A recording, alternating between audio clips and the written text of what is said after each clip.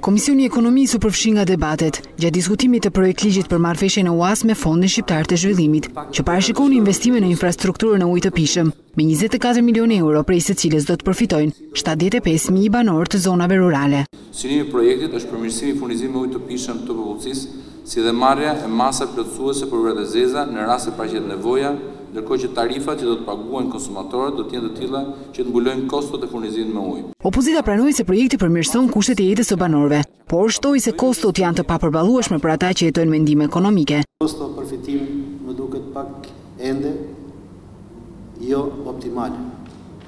Do të thotë që kemi investime në ujësjellsa me kosto të larta, që do të thotë do të implikojë çmime të larta të pagimit të ujit nga qytetarët.